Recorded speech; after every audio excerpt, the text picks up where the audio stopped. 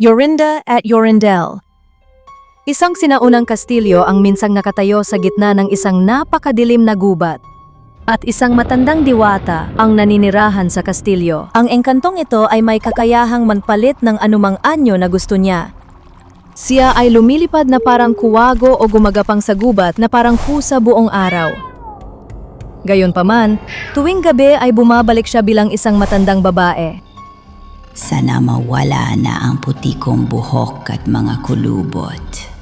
Gayunpaman, hindi niya nagawa. Nagpatuloy siyang namuno sa kanyang palasyo bilang isang masungit na matandang diwata. Sinumang binata na lalapit sa kanyang kuta nang hindi lalampas sa 100 talampakan ay hindi makagalaw. Hanggang sa siya ay pakawalan siya. O pakawalan mo na ako, matandang diwata. Nanggako kang babalik. Sumpa ko, hindi na talaga ako babalik dito. Gayunpaman, ang bawat akit-akit na babae na pumasok sa lugar na yon ay nagiging ibon. Pagkatapos ay inilagay siya ng diwata sa isang hawla. Ang kuta ay puno ng daan-daang mga hawla, na lahat ay puno ng magagandang ibon. Si Jorinda ay isang magandang dalaga na nakatira sa nayon. Ang tinig niya ay kasing ganda ng huni ng kuwago. At naroroon si Jorindel, isang batang pastol. Umibig siya kay Jorinda at malapit na silang magpakasal. Nais nilang maglakad isang araw. Ito ang aking pinakapaboritong lugar. Hinahangaan ko ang tanawing ito. Matutuklasan pa natin ang iba pang mga lugar bakit hindi tayo mag-pakikipagsapalaran. Sige, Tara, tayo sa ganitong paraan. masyadong delikado nang lumayo ka ng hustod. Bakit? Dahil sa lumang, inabandonang kastilyo na sinasabing tinitirhan ng masamang matandang bruha, Sa katunayan, huwag kang matakot. Iingatan kita kung susubukan ng matandang bruha na gumawa ng anumang bagay. Yorindel, Walang dapat ikabahala. Ang araw ay nagniningning ng maliwanag sa luntiang underwood sa ilalim ng mahahabang tangkay ng mga puno. Mula sa matataas na birch, kumanta ang kalapati dagat. Umupo si Jorinda at tumingin pataas sa araw. Umupo si Jorindel sa tabi niya. Pareho silang nalulungkot. Yorindel, hindi ako maganda ang pakiramdam. Hindi rin ako. Sa tingin ko, mawawala ka sa akin. Tara na tayong umuwi. Sinubukan nilang alamin kung paano makauwi. Hindi sila makapagpasya kung ano ang gagawin. Nawawala tayo, naku. Sandali lang. Ano yun sa unahan? Bahay ba yun? Baka may tao roon na makakatulong sa atin. Kumuha tayo ng direksyon.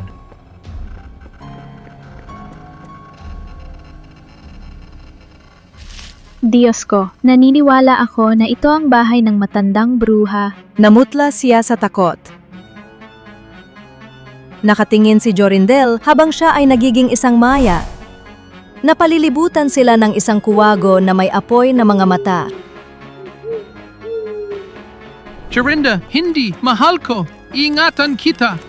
Hindi makagalaw si Jorindel at hindi makapagsalita. Ano na ang nangyari sa akin at kay Jorinda? Wala na bang paraan para makalabas sa pagdurusang ito? Lubos nang lumubog ang araw. Dumating ang madilim na gabi. Bumangga ang kuwago sa isang palumpong. Hindi nagtagal, lumitaw ang matandang diwata, nakatingin ng matalim. May isa pa akong nightingale na idaragdag sa aking koleksyon.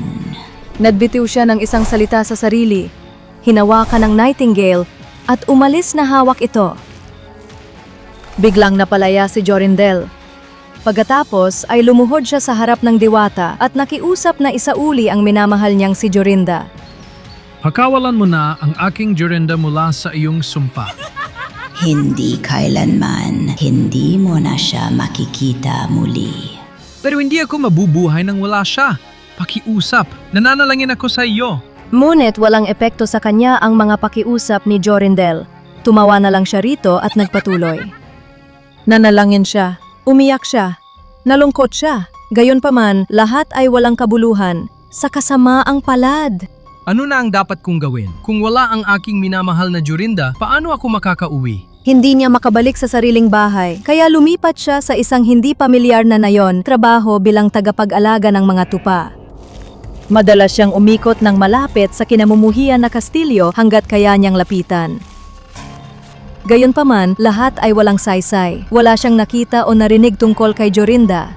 Isang gabi, nagkaroon siya ng panaginip kung saan natuklasan niya ang isang nakamamanghang lilang bulaklak na may patak ng hamog na parang mahalagang perla sa gitna nito. Sa panaginip niya, pinitas niya ang bulaklak at dinala ito sa kastilyo kung saan muling natagpuan niya si Jorinda. Lahat ng kanyang hinipo gamit ang bulaklak ay nabawi mula sa mahika. Siya ay puno ng pag-asa nang magising siya sa umaga.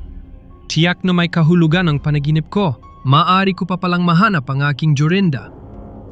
Nagsimula siyang maghanap ng magandang bulaklak sa kabila ng burol, ngunit inabot siya ng 8 napakapagod na araw bago niya ito nahanap. Ngunit sa ikasiyam na araw, natuklasan niya ang isang nakamamanghang lilang bulaklak na may napakalaking patak ng hamog sa gitna na kasing laki ng isang walang kapantay na perlas. Kaya, nandito ka. Tutulungan mo ako na hanapin ang aking Jorinda. Matapos anihin ang bulaklak, umalis siya at naglakbay araw at gabi hanggang makabalik siya sa palasyo. Lumapit siya ng higit sa 100 hakbang. Ngunit sa halip na manatiling nakapirmi tulad ng dati, natuklasan niyang maaari niyang lapitan ng medyo malapit ang pinto. Napakasaya ni Jorindel dahil dito. Ang bulaklak na ito ay tunay na puno ng mahika. Darating ako, Jorinda. Pagkatapos ay hinawakan niya ang pinto gamit ang bulaklak at biglang bumukas ito. Pumasok siya sa bakuran at nakinig nang marinig niya ang napakaraming ibong kumakanta. Dapat dito lamang si Jorinda. Patuloy siyang gumagalaw. Lahat ng 700 ibon sa 700 hawla ay kumakanta nang siya'y makarating sa silid kung saan nakaupo ang diwata. Ay hindi! Napakaraming mga kuwago! Sumigaw ng may galit ang diwata nang makita niya si Jorindel. Wala kang karapatang pumasok sa kastilyo ko. Sinabi ko sa'yo na yon, babayaran mo ito ng iyong buhay. Sinubukan niyang atakihin siya, ngunit ang bulaklak na hawak niya ay nagsilbing hadlang na pumigil sa kanya na lumapit ng higit sa 2 yarda. Sa kasamaang palad, napakaraming mga nightingale habang siya'y tumitingin-tingin sa mga ibon. Jorinda ko, nasaan ka? Habang iniisip niya kung ano ang gagawin, nakita niyang ibinaba ng diwata ang isa sa mga hawla at buong sigla itong nilalabas sa pintuan. Nandiyan siya. Tumakbo siya papunta sa kanya, hinawakan ang kulungan na may bulaklak at tumayo si Jorinda sa harap niya at binalot ang kanyang mga braso sa leeg ni Jorindel. Hindi. Pagkatapos ay ginamit niya ang bulaklak upang hipuin ang ibang mga ibon at lahat sila ay bumalik sa kanilang dating anyo. Naku, Diyos ko. Hagay! Uy! Ang koleksyon ko ng mga ibon ay hindi. Pagkatapos ay itinapon ni Jorindel ang isang patak ng hamog ng bulaklak sa matandang diwata. Nagbago ito at naging isang maya na ikinagulat nila. Sa pagmamadali, pinili ni Jorinda ang maya at ikinulong ito sa hawla. Matandang diwata. Tapos na, Jorinda. Bilisan mo na at umuwi na tayo. At dinala niya si Jorinda sa kanilang tahanan kung saan sila ay nagpakasal at namuhay ng masaya at payapa. Ang wakas!